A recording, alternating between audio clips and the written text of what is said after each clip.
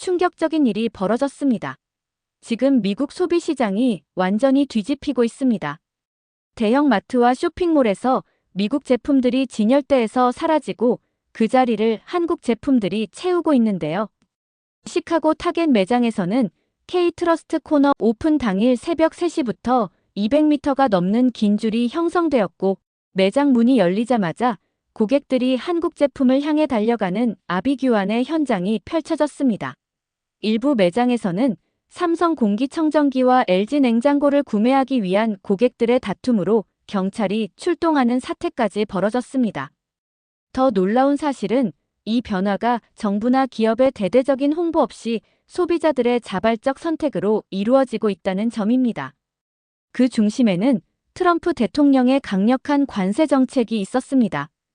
관세가 소비자에게 고스란히 부담으로 돌아오자 미국인들이 스스로 한국산이라면 믿을 수 있다며 선택하기 시작한 것인데요. 도대체 어떻게 한국 제품이 미국 소비자들의 마음을 단 몇 개월 만에 완전히 사로잡았을까요? 그 놀라운 진실을 지금 공개합니다. 안녕하세요. 저는 크리스토퍼 존슨입니다. 뉴욕 출신의 산업경제 전문 저널리스트로 20년 넘게 이 길을 걸어왔습니다. 제가 이 일을 처음 시작했을 때만 해도 바이 어메리컨이라는 말은 그저 구호가 아니라 우리의 자부심이었어요. 뉴욕 타임스퀘어를 지나가면서 미국 기업들의 화려한 광고판을 올려다보며 가슴이 뿌듯해지곤 했죠. 그때는 미국산이 곧 최고라는 믿음이 있었으니까요. 저는 수많은 기사와 방송에서 미국 제조업의 중요성을 강조해 왔습니다. 미국 산업의 기반을 지키는 것이 우리의 경제를 지키는 길이다라고 외치며 말이죠. 미국산 제품을 사는 것이 애국이라고 진심으로 믿고 있었습니다. 제 사무실 책장에는 미국 제조업의 역사를 담은 책들이 꽂혀 있었고, 벽에는 디트로이트 자동차 공장들의 사진이 걸려 있었어요. 하지만 2025년 새로운 관세 정책이 시행되면서 상황은 제가 예상했던 것과는 전혀 다른 방향으로 흘러가기 시작했습니다. 높은 관세로 인해 수입품 가격이 치솟았지만 이는 외국 기업들을 압박하는 대신 미국 소비자들에게 고스란히 부담으로 돌아오고 있었어요. 이러한 정책이 실제로 미국 경제에 어떤 영향을 미치고 있는지 직접 확인하기 위해 저는 현장으로 나갔습니다. 뉴저지의 한 대형마트에서 만난 제인이라는 여성은 장바구니를 내려놓으며 한숨을 쉬고 있었어요. 지난달에 비해 식료품 값이 30%나 올랐어요. 이러다 우리 아이들 학비는 어떻게 마련하죠? 그녀의 눈에는 절망감이 깃들어 있었습니다. 그건 한 가정의 문제가 아니었어요. 미국 전역에서 비슷한 이야기가 들려오고 있었습니다. 자동차 전시장에서는 판매 사원들이 전화를 받느라 진땀을 흘리고 있었죠. 죄송합니다만 현재 재고가 전혀 없습니다. 부품 공급에 차질이 생겨서요. 시카고의 전자제품 매장에는 입고 지연이라는 팻말이 걸려 있었고, 워싱턴 DC의 가구점은 가격표를 다시 써붙이느라 정신이 없었습니다. 샌프란시스코에서 만난 경제학자 마이클리 교수는 저에게 이렇게 말했죠. 존슨 씨, 높은 관세는 결국 소비자들의 부담으로 이어질 수밖에 없어요. 게다가 미국 기업들도 해외 부품과 원자재에 의존하고 있기 때문에 그들 역시 심각한 타격을 받고 있습니다. 그의 말이 맞았어요. 오하이오의 한 가전제품 제조업체를 방문했을 때 공장장은 절망적인 표정으로 생산 라인을 가리키고 있었습니다. 중국에서 들여오던 부품 가격이 2배로 뛰었어요. 우리가 할 수 있는 선택은 3가지뿐입니다. 가격을 올리거나 품질을 낮추거나 직원들을 해고하거나. 이런 상황에서 미국 소비자들의 분노는 점점 커져갔습니다. 소셜미디어에서는 고가격 불매운동 해시태그가 급속도로 퍼지고 있었고, 사람들은 미국 기업들에게 책임을 묻기 시작했죠.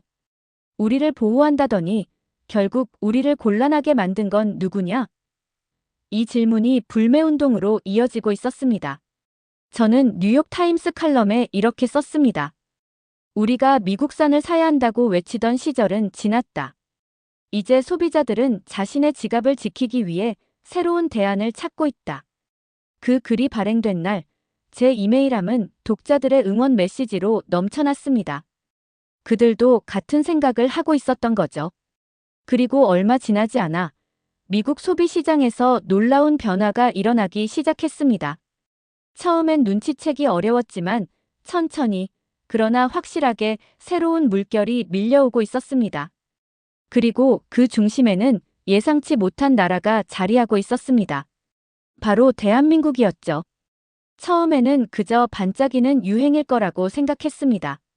관세로 인한 물가 상승에 사람들이 일시적으로 반발하는 현상이라고요.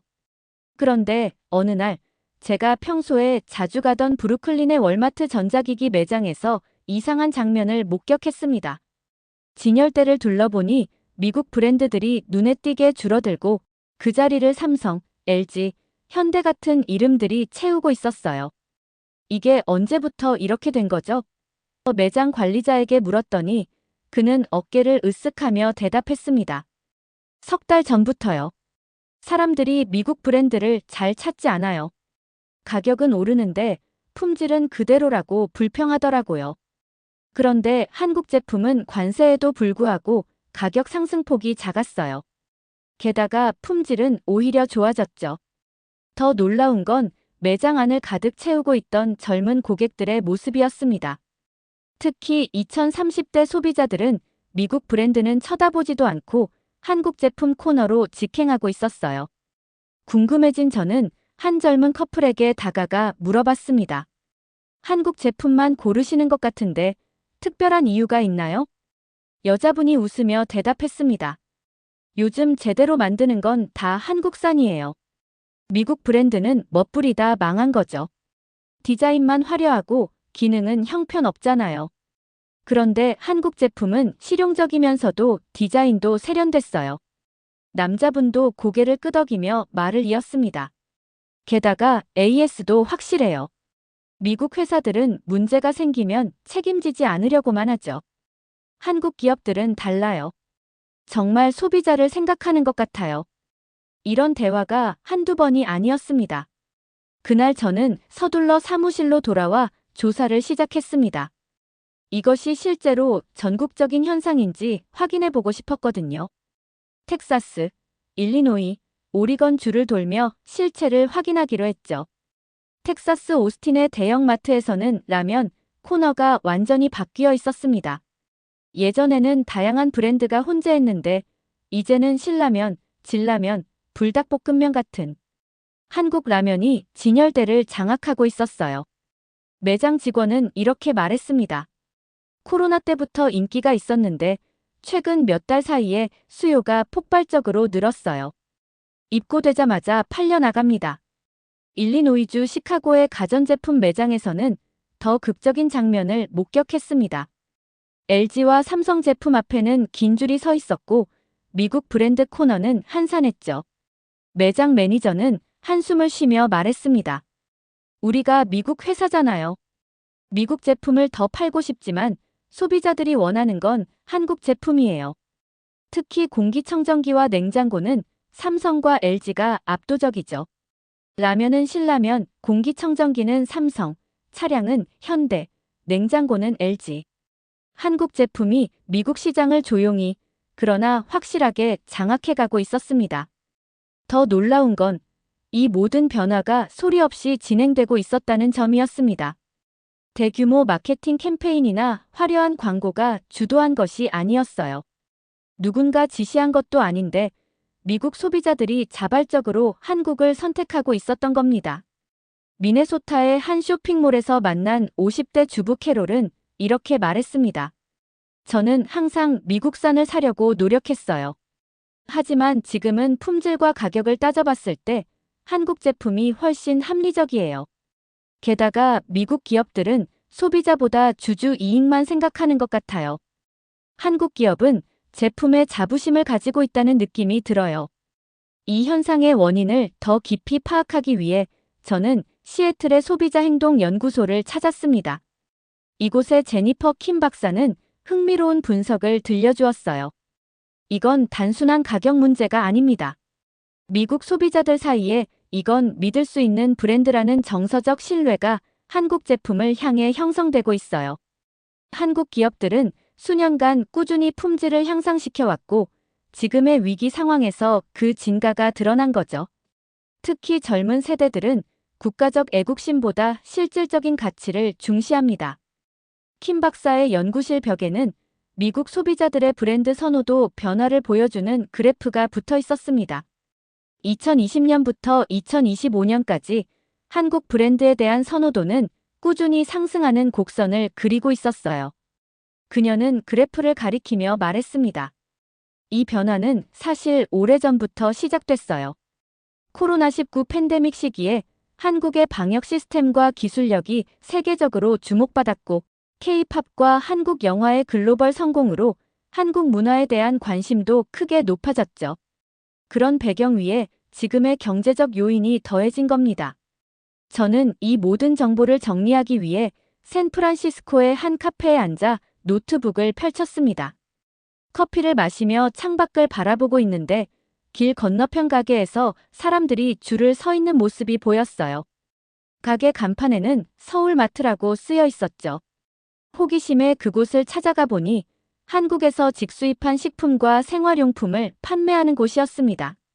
매장 주인인 박 씨는 기쁜 표정으로 말했습니다. 10년 동안 이 가게를 운영했지만 이렇게 바쁜 적은 처음이에요. 요즘은 한국 물건이라면 뭐든지 잘 팔려요. 심지어 미국 사람들이 와서 김치와 고추장도 많이 사가요. 그날 저녁 호텔로 돌아오는 길에 저는 문득 깨달았습니다. 이건 단순한 소비 트렌드가 아니었어요. 미국 소비 시장의 패러다임이 바뀌고 있었습니다. 미국인들이 수십 년간 믿어왔던 미국산이 최고라는 신화가 무너지고 그 자리를 한국산이 최고라는 새로운 인식이 채워가고 있었던 거죠. 저는 호텔방에 앉아 그날의 취재 내용을 정리하면서 이렇게 적었습니다. 한국은 이제 더 이상 대체제가 아니다. 그들은 새로운 기준이 되었다. 취재를 마치고 뉴욕 사무실로 돌아온 저는 며칠 동안 고민에 빠져 있었습니다. 컴퓨터 앞에 앉아 기사 초안을 쓰려고 했지만 손가락이 키보드 위에서 멈추고 있었어요. 무언가가 부족했습니다. 이런 변화를 단순히 기사 한 편으로 전달하는 것은 현상의 본질을 놓치는 일처럼 느껴졌어요. 창밖으로 맨해튼의 밤거리가 빛나고 있었습니다. 문득 제 책상 위에 놓인 물건들이 눈에 들어왔어요. 미국산이라고 믿었던 제가 평생 애용해온 것들이었죠. 하지만 자세히 보니 대부분은 미국 브랜드였을 뿐 실제로는 다른 나라에서 만들어진 것들이었습니다. 그 순간 깨달았습니다. 이건 단순한 취재거리나 트렌드 분석이 아니었어요. 미국 소비 철학이 바뀌는 현장이자 새로운 대안 가치의 등장이었습니다. 다음 날 아침, 저는 편집장 앞에 섰습니다. 휴직을 하고 싶습니다. 편집장은 놀란 표정으로 저를 바라봤어요. 왜? 자네는 우리의 스타 기자인데. 저는 결심한 듯 말했습니다. 지금 미국에서 일어나는 변화를 더 깊이 이해하고 싶습니다. 그리고 그 일부가 되고 싶어요. 그렇게 저는 20년 넘게 일해온 직장을 잠시 떠나기로 했습니다. 그리고 K-리셋 프로젝트라는 새로운 도전을 시작했어요. 이름에서 알 수 있듯이 한국 제품과 문화를 미국인들에게 제대로 소개하는 플랫폼을 만들고 싶었습니다. 단순한 한국 제품 직구몰이 아니라 한국 기술과 제품에 담긴 정직함, 디테일, 윤리성을 미국 시장에 제대로 소개하는 콘텐츠 플랫폼이었죠. 처음에는 막막했습니다. 한국어도 못하는 저였고 한국에 대해 아는 것도 많지 않았으니까요. 하지만 뉴욕의 한인 커뮤니티에서 많은 도움을 받았습니다. 특히 NYU에서 만난 한국계 미국인 교수 김지원 씨는 제 프로젝트의 중요한 조언자가 되어주었어요. 존슨 씨, 한국 제품의 가치는 단순히 가격과 품질에만 있는 게 아니에요. 그 뒤에 숨겨진 정신이 있습니다. 정과 우리라는 개념, 그리고 빨리빨리 문화와 완벽주의가 만나서 탄생한 독특한 제품 철학이죠. 김 교수의 도움으로 저는 한국의 중소기업들과 연결되기 시작했습니다. 처음에는 이메일 몇 통으로 시작했지만 곧 화상회의를 통해 수십 개의 한국 중소기업 대표들과 대화를 나누게 되었어요. 그들의 이야기는 제가 예상했던 것보다 훨씬 감동적이었습니다. 부산의 한 주방용품 제조업체 대표는 눈물을 글썽이며 말했습니다. 우리는 20년 동안 단 한 번도 재료를 속인 적이 없어요. 더 싼 원료를 쓰면 이익이 늘겠지만 그건 우리 철학이 아닙니다. 대구의 한 의류회사 CEO는 자신의 공장을 화상으로 보여주며 자랑스럽게 설명했어요. 우리 직원들은 모두 정당한 임금을 받고 있습니다. 빠른 납기를 위해 야근을 하더라도 그에 맞는 보상을 받아요. 우리는 착취가 아닌 상생을 믿습니다. 이런 대화를 통해 저는 한국 제품의 본질을 조금씩 이해하기 시작했습니다. 그것은 단순한 물건이 아니었어요. 그 안에는 만드는 사람들의 철학과 자부심이 담겨 있었습니다. 저는 이 모든 내용을 담아 웹사이트를 만들었습니다. K리셋 캄이라는 이름의 이 사이트는 한국 제품을 단순히 판매하는 곳이 아니라 제품 하나하나에 담긴 가치와 스토리를 영상으로 풀어내는 곳이었어요. 서울에 있는 영상 제작팀과 협업하여 한국 각지의 공장과 작업실을 방문하고 그들의 이야기를 카메라에 담았습니다. 이건 단순한 전기밥솥이 아닙니다. 3대에 걸쳐 내려온 장인 정신의 결정체입니다. 이 화장품 한 병을 만들기 위해 15명의 연구원이 3년을 매달렸습니다. 이 자전거 프레임은 우주항공 기술을 적용해 만들어졌습니다. 처음에는 반응이 조용했습니다. 사이트 방문자 수는 하루 몇백 명 수준에 머물렀죠. 하지만 저는 포기하지 않고 콘텐츠를 계속 만들어갔어요. 그리고 운명의 날이 찾아왔습니다. 인스타그램에서 500만 팔로워를 가진 영향력 있는 인플루언서 제시카 모건이 우연히 저희 사이트를 발견하고 자신의 계정에 소개한 거예요. 여러분, 이 웹사이트는 정말 특별해요. 우리가 쓰는 제품들의 진짜 이야기를 알 수 있어요. 저는 이걸 보고 제가 쓰는 한국 제품들이 얼마나 대단한지 새삼 깨달았어요. 그날 저녁 사이트 접속자가 20만 명을 돌파했습니다. 서버가 다운될 정도였죠. 다음 날 아침, 저는 CNN으로부터 인터뷰 요청을 받았습니다. 크리스토퍼 존슨 씨, 당신이 만든 K리셋 프로젝트에 대해 이야기해 주세요. 그렇게 저는 다시 카메라 앞에 섰습니다. 하지만 이번에는 저널리스트가 아닌 변화를 만들어가는 사람으로서였죠. 인터뷰에서 저는 이렇게 말했습니다. 제가 하는 일은 단순히 한국 제품을 소개하는 것이 아닙니다. 이것은 우리 미국인들에게 소비의 본질을 다시 생각하게 하는 일입니다. 우리가 물건을 살 때 그 뒤에 있는 가치와 철학을 함께 사는 거라는 사실을요. 그리고 놀랍게도 미국의 여러 기업들이 저에게 연락해 왔습니다. 우리도 변화해야 한다는 것을 알았습니다. 어떻게 하면 좋을까요? 이제 저는 단순한 관찰자가 아니라 변화의 중심에 서 있었습니다. 그리고 그 변화의 이름은 K리셋이었습니다. K리셋 프로젝트가 시작된 지 6개월이 지났을 때 저는 깨달았습니다. 이 변화는 제가 만든 것이 아니었어요. 저는 그저 이미 일어나고 있던 거대한 물결에 이름을 붙였을 뿐이었습니다. 제 사무실 창문 너머로 뉴욕의 거리를 바라보며 이 모든 것이 얼마나 빠르게 진행되고 있는지 실감하고 있었죠. 그 뒤부터 상황은 눈덩이처럼 커졌습니다. 미국의 유명 소매업체 타겟에서 연락이 왔어요. K트러스트라는 특별 코너를 만들고 싶습니다. 도움을 주실 수 있을까요? 미네아폴리스에 있는 타겟 본사를 방문했을 때 책임자인 스티븐스 씨는 열정적으로 설명하고 있었습니다. 우리 리서치팀에서 조사한 결과 고객들이 한국 제품에 특별한 신뢰를 보이고 있어요.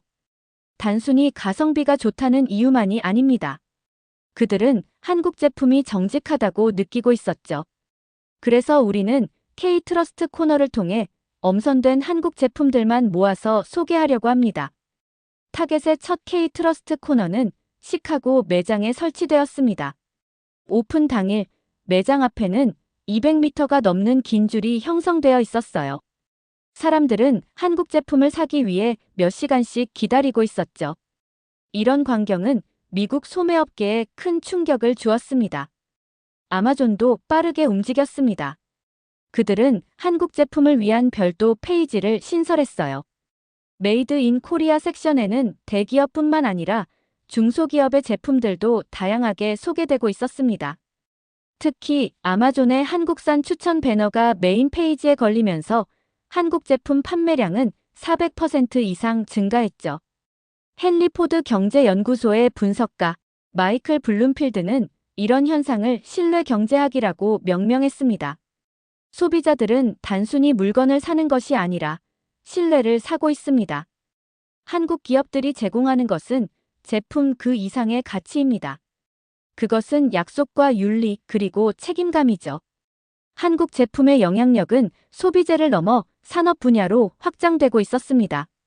미국 농무부가 주최한 농업기술혁신 포럼에서 큰 주목을 받은 것은 한국의 스마트팜 시스템이었어요. 인공지능과 사물인터넷을 활용한 이 시스템은 미국 농가의 생산성을 30% 이상 향상시킬 수 있다는 연구 결과가 발표되었습니다. 농업기술 전문가 제임스 윌킨스는 감탄하며 말했습니다. 우리는 항상 미국이 농업기술의 선두주자라고 믿어왔어요. 하지만 한국은 우리가 생각하지 못한 방식으로 문제를 해결했습니다. 그들의 시스템은 대규모 농장뿐만 아니라 소규모 농가에서도 쉽게 적용할 수 있다는 점이 혁신적입니다. 결정적으로 미 상무부는 한국 스마트팜 시스템을 공식적으로 농업지원기술군으로 분류했습니다. 이는 정부 지원금을 받을 수 있는 승인된 기술이라는 의미였죠. 텍사스, 캘리포니아, 아이오와의 농장들은 앞다투어 한국의 스마트팜 시스템을 도입하기 시작했습니다. 한국 제품의 영향력은 미국인들의 일상 대화에도 스며들고 있었어요. 이건 진짜 K-퀄리티야 라는 말이 칭찬의 표현으로 쓰이기 시작했고, 이건 매우 한국적이네 라는 말은 정밀하고 신뢰할 수 있다는 의미로 통용되고 있었습니다. 워싱턴 포스트와의 인터뷰에서 저는 이렇게 말했습니다. 한국은 이제 미국 시장에서 대체제가 아닙니다. 그들은 새로운 기준을 세웠어요. 미국 기업들은 이제 우리가 어떻게 하면 한국 기업들처럼 될 수 있을까? 를 고민하고 있습니다. 이것은 경제적 현상을 넘어선 문화적 혁명입니다. 인터뷰 이후 저는 수많은 기업 컨설팅 요청을 받았습니다. 그들은 모두 한국식 경영 철학과 제품 개발 프로세스에 대해 알고 싶어 했어요. 저는 웃으며 대답했습니다. 저는 전문가가 아닙니다. 저는 그저 이 변화를 기록하고 있을 뿐이에요. 진짜 전문가들은 한국에 있습니다. 그래서 저는 서울로 날아갔습니다. 한국 기업들의 성공 비결을 직접 배우고 싶었어요. 2주 동안 대기업부터 중소기업까지, 스타트업부터 전통장인들까지 다양한 사람들을 만났습니다. 그들이 공통적으로 말한 것은 바로 정성이었어요. 우리는 모든 제품에 정성을 담습니다. 그것은 단순히 열심히 일한다는 의미가 아니에요. 사용자를 진심으로 배려하고 제품의 모든 세부 사항에 마음을 쏟는다는 뜻입니다. 미국으로 돌아온 저는 이제 확신할 수 있었습니다. 한국은 더 이상 대체제가 아니었습니다. 그들은 새로운 기준이 되었어요. 그리고 그 기준은 단순한 품질이나 가격이 아니라 제품에 담긴 진정성과 철학이었습니다. 어느 봄날, 저는 뉴욕타임스 사옥 맞은편 카페에 앉아 창문 너머로 맨해튼 거리를 바라보고 있었습니다. 지난 1년 동안 미국 사회는 놀라운 속도로 변해왔어요. 거리를 지나가는 사람들 중 절반은 한국 브랜드의 옷을 입고 한국 스마트폰을 사용하고 한국 이어폰으로 음악을 듣고 있었습니다. 길거리 음식점에는 불고기 버거와 김치 타코가 메뉴판에 올라 있었고, 버스 정류장 광고판에는 한국 화장품과 가전제품이 빼곡했죠. 놀라운 것은 이 모든 변화가 관세 정책으로 시작되었다는 점이었습니다. 처음에는 미국 산업을 보호하기 위한 정책이 오히려 소비자들에게 새로운 선택을 하게 만들었고, 그 선택은 예상치 못한 방향으로 흘러갔어요. 트럼프의 관세 정책으로 시작된 혼란 속에서 놀랍게도 한국을 통해 미국은 회복의 길을 찾고 있었습니다. 백악관 경제자문위원회의 보고서는 이 현상을 K-리셋 이코노미라고 명명했습니다. 보고서는 이렇게 분석하고 있었어요. 한국 제품의 유입은 역설적으로 미국 경제에 긍정적인 영향을 미치고 있다. 이는 단순한 수입 증가가 아니라 미국 소비자와 기업들의 의식 변화를 가져오고 있기 때문이다. 실제로 한국 기업들은 미국 내 공장 설립을 확대하고 있었습니다. 조지아주에 세워진 현대자동차의 전기차 공장은 5,000명의 고용을 창출했고, 텍사스주의 삼성 반도체 공장은 첨단 기술 일자리 3,000개를 만들어냈죠. 더 놀라운 것은 이들 공장이 한국식 경영 방식을 그대로 도입했다는 점이었어요. 직원 복지, 수평적 의사소통, 지속적인 혁신 문화가 미국 산업 현장에 새로운 바람을 일으키고 있었습니다. 어느 날, 제 사무실에 한 통의 이메일이 도착했습니다. 보낸 사람은 백악관 경제자문위원회였어요. 크리스토퍼 존슨 씨, 미국 한국경제협력 태스크포스에 참여해 주시기 바랍니다. 저는 웃음이 나왔습니다. 한때 미국 우선주의를 외치던 제가 이제는 한국과의 협력을 논의하는 자리에 초대받다니요. 태스크포스 첫 회의에서 저는 이렇게 말했습니다. 우리는 중요한 사실을 깨달아야 합니다. 지금 이 순간 한국이 없으면 미국도 멈춥니다. 우리의 휴대폰, 자동차, 가전제품, 심지어 우리가 먹는 라면까지. 한국은 이미 우리 일상의 필수적인 부분이 되었습니다. 그 말은 과장이 아니었습니다. 실제 통계를 보면 미국 가정의 87%가 최소 하나 이상의 한국 제품을 사용하고 있었고, 미국 소비자의 64%가 구매 결정 시 한국산이라는 점을 긍정적 요소로 고려하고 있었어요. 한국은 더 이상 대체제가 아니라 이제 미국 소비의 새로운 기준이 되었습니다. 지금 미국은 정체성의 전환점에 서 있었습니다. 미국산 이꼴 애국이라는 오래된 공식이 무너지고 새로운 정의가 필요한 시점이었죠. 저는 더 이상 그런 낡은 공식을 믿지 않게 되었습니다.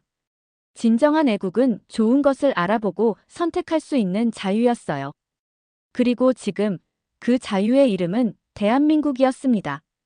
트럼프가 던진 관세 폭탄은 예상치 못한 곳에서 터졌습니다. 그것은 미국 소비자들의 의식 속에서 폭발했고, 그 충격파는 우리 사회 전체를 변화시켰습니다. 이제 저는 다시 질문합니다. 미국을 다시 위대하게 만들려면 어떻게 해야 할까요? 그 답은 이제 분명합니다. 세계에서 가장 좋은 것을 찾아 배우고 그것을 우리 방식으로 발전시키는 것입니다. 지금 이 순간 그 가장 좋은 것의 이름은 대한민국입니다. 오늘의 사연은 여기까지입니다. 우리 한국을 사랑하는 여러분이 계셔서 저에게는 정말 큰 힘이 됩니다. 이야기가 여러분의 마음에 조금이라도 울림을 주었다면 구독과 좋아요 부탁드려요. 여러분의 따뜻한 댓글 하나하나가 저희에게는 큰 힘이 됩니다. 감사합니다.